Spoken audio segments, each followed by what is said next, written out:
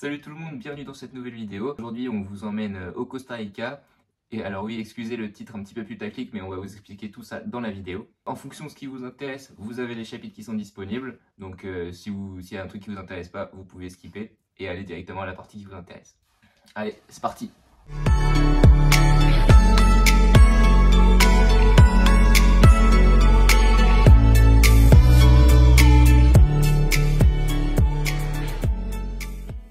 Alors du coup, pour répondre à la question, non, le Costa Rica, c'est pas un des pays comme on pourrait s'imaginer, hyper safe. Tout ce qu'on va dire, faut bien comprendre que c'est vis-à-vis de notre expérience, de ce qu'on a vécu, que c'est pas parce que vous allez au Costa Rica que vous allez vivre la même chose, etc.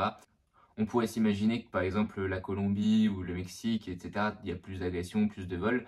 Nous, on n'a rien eu dans ces autres pays-là. Et par contre, au Costa Rica, on s'est fait agresser 2 fois en 5 jours. Donc effectivement, il y a peut-être un peu la malchance qui a joué là-dedans. Donc il faut savoir aussi que on était en van au Costa Rica, donc forcément ça a eu peut-être un impact. Et être en van, ça rend quand même beaucoup plus vulnérable et beaucoup plus accessible aux voleurs que quand on est dans un hôtel avec la sécurité, etc. Donc la première fois qu'on s'est fait voler, c'était dans le van. On était juste à côté de notre van, on était en train de manger et avec le bruit de la mer, il faisait nuit, etc. On n'a rien vu, donc on s'est fait voler le sac, un sac qui contenait pas mal de trucs. Des papiers d'identité, passeport, tout ça. Voilà, donc il y avait plein de trucs dans le sac qu'on s'est fait voler et on n'a rien vu du tout. Donc là, c'était à notre insu. Le fait que ça a été à notre insu, on sait pas, ça nous a pas non plus traumatisé. Effectivement, après, on était beaucoup plus sur nos gardes, etc. pour tout vérifier. Mais on a eu aussi des retours de personnes qui ont vraiment eu des agressions à l'arme. Donc c'est-à-dire qu'ils étaient dans leur van et que un mec est arrivé avec un flingue et il leur a dit bah vous me donnez tout ce que vous avez. Et là, effectivement, le traumatisme n'est pas le même. Nous, ça n'a pas mis en danger notre vie. Donc déjà, c'est le principal, c'est que matériel. Ensuite, la deuxième agression, donc pour le fait que ça n'a pas forcément rapport d'être que en van, c'est que là, c'était à San José, donc en plein centre, dans une des rues qui était très touristique. Il y avait tous les magasins, etc. Il y avait énormément de monde. Et là, il y a un mec qui est venu arracher donc, le collier de Tiffen et qui s'est barré en courant. Et il avait ils ont forcément des complices voilà, qui te retiennent pour pas que tu les courses, etc. Donc voilà, en 5 jours, ça s'est produit sur 5 jours, même pas d'intervalle.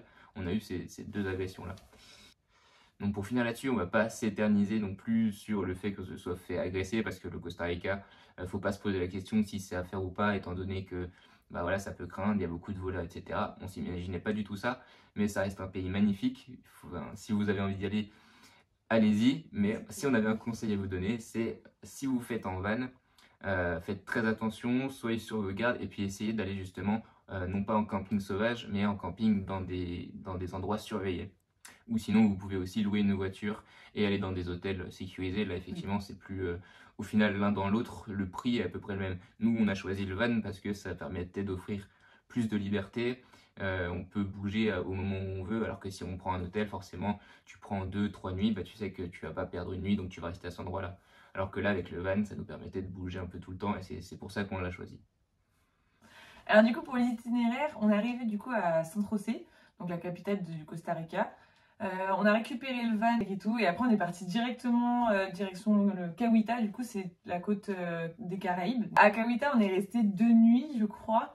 Franchement, c'était vraiment incroyable. On a fait toute la réserve de Cahuita, du coup. Donc là, on a vu des paresseux, des singes, plein d'oiseaux, des araignées énormes. Des raies, on a eu des raies aussi. Franchement, c'était trop beau. C'est vraiment le côté nature, la biodiversité, elle est juste ouf.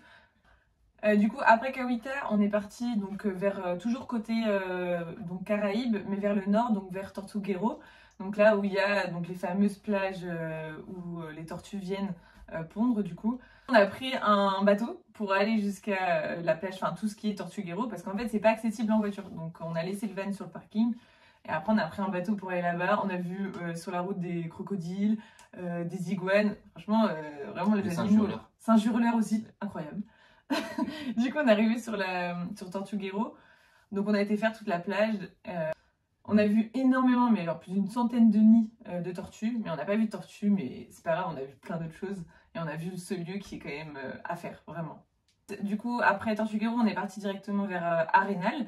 C'est là où il y a du coup le fameux volcan Arenal. Du coup, on a fait toute une randonnée dans le parc national de l'Arenal. C'est donc là aussi où Tom a failli marcher sur, Un mamba un vert. mamba vert. Super. Et du coup, c'était vraiment un endroit magnifique. Après, on n'a pas vu le haut de l'Arénal, mais je pense que c'est rare de le voir parce qu'il est souvent dans les nuages. On a fait une randonnée aussi tout sur le lac, au niveau du lac du coup qui entoure l'Arénal. Et la route après était juste magnifique quand on repartait. En fait, la route longe justement ce lac et on a une super vue sur l'Arénal et sur le lac. Okay. Du coup, après, on est parti côté Pacifique dans le Guanacaste. En fait, on a longé et on a été. En fait, on a fini du coup notre périple sur Tamarindo. On est resté plusieurs nuits là-bas parce qu'en fait, on mettait le van au bord de plage et vraiment, c'était trop bien. On allait se baigner, on faisait notre petite vie, c'était cool. Et après, on avait pour projet de descendre un peu plus bas et d'aller vers ce fameux pont des crocodiles. Mais c'est à Tamarindo qu'on s'est fait voler. Du coup, après, direction l'ambassade de Saint-Tropez. Ça a écourté le voyage. Voilà, c'est ça. Heureusement que c'était à la fin. Et après, du coup, niveau route, faut pas s'inquiéter. Les routes, c'est vrai on dit beaucoup de choses sur les routes du Costa Rica, mais ça se fait quand même assez bien. Bon, il y a des routes vraiment, elles sont hard quand même. On doit traverser de l'eau comme ça, une sorte de Donc, si vous rivière. louez une voiture, un van ça passe. Le mieux c'est d'avoir un 4x4 Ouais. pour certaines routes, mais bon, la plupart des routes principales, on va dire, elles sont quand même assez clean. Ouais, ça passe. Du coup, au final, on a passé un peu plus de temps que prévu à Saint-Tropez. Et vraiment, on ne le conseille pas plus que ça. On n'a pas trouvé ça très beau, ni énormément de choses à faire. Donc, si vous allez au Costa Rica, vraiment profitez. Profitez de la biodiversité. Ouais, carrément, c'est juste incroyable. Et passez pas tout votre temps à Saint-Tropez. Enfin, c'est notre avis, bien sûr. Alors, en ce qui concerne le budget, comme c'est un des pays les plus chers, il me semble, Ouais. d'Amérique latine, et donc on vous affiche le budget, effectivement, c'est un peu plus cher, surtout au niveau de l'alimentation, donc les restaurants, c'est beaucoup plus cher. Nous, après, on avait le van, donc on se faisait à manger, ce qui réduisait le coût, mais on voit quand même qu'on a fait quelques restos et c'était plus cher. Ouais. Voilà. Donc voilà, c'est à peu près tout ce qu'on avait à dire sur le Costa Rica. Nous, ce qui nous a impressionné, c'est vraiment la biodiversité du pays. Clairement, si vous avez un endroit à aller visiter, si vous aimez les animaux, etc., si vous aimez la nature, c'est clairement une des destinations phares. On vous laisse sur les images qu'on a pu faire au Costa Rica et puis on vous dit à la prochaine pour une nouvelle vidéo. Salut! Salut!